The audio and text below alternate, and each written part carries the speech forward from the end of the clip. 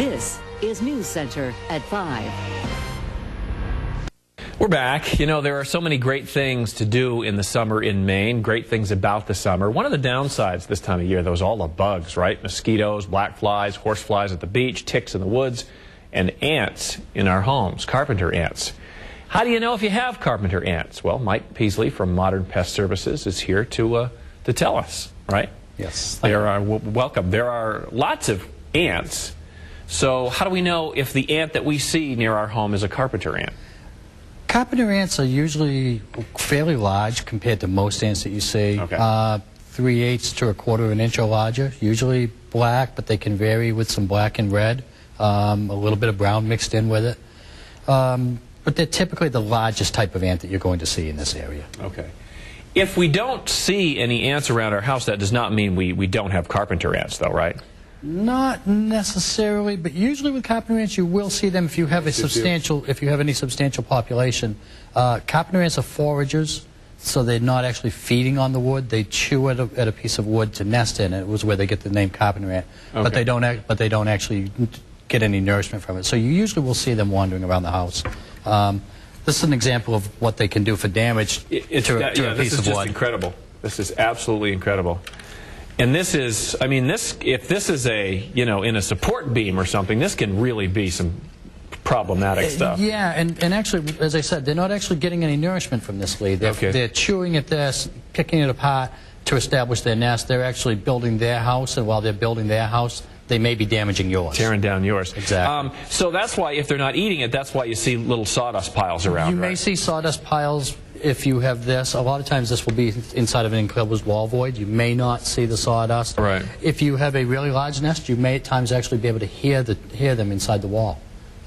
Scratching around in there? It will sound almost like if you take a piece of cellophane, crumpling a piece of cellophane is how people usually describe it as. Interesting. So you may actually see the ants, you may actually hear them. Are there certain areas of the house where they're going to attack more than others, moist areas or? Carpenter ants for the most part usually are associated with moisture. They will infest completely dry pieces of wood, but usually where they initially will start is in areas where there is high humidity. Kitchen and bathroom is very common for people to see them because of the moisture around the pipes. Sure. The kitchen, even a little bit of food crumbs that are in the dishwasher or something. It's not uncommon for people to say, I opened the dishwasher and there was a dozen ants inside the dishwasher. Huh. So what do we do if we have carpenter ants? If you have carpenter ants, as you can see, they can actually be, fairly structurally damaging. Right. It's definitely a situation where you should hire a professional. At Modern, we use an integrated approach to controlling ants, where we apply insecticide gel ant baits that the ants will actually feed on, carry back and feed others in the colony. Interesting.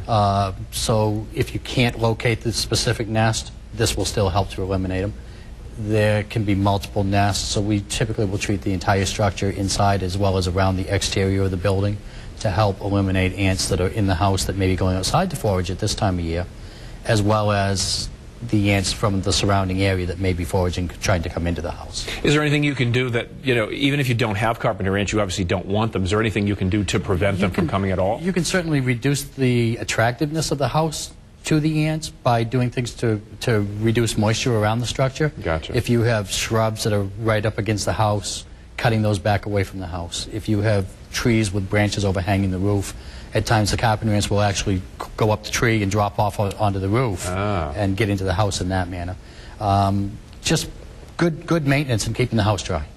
If people want more information, can they find it on your internet site? Yeah, our website, modernpest.com, has a great deal of information regarding ants and a variety of other insects, rodents, as well as wildlife that we deal with. All right. Excellent. I mean, excellent that the service is out there. Not excellent that the ants are out there. Exactly. All right. Mike, thank you very much for being here. And we'll take a break and be right back.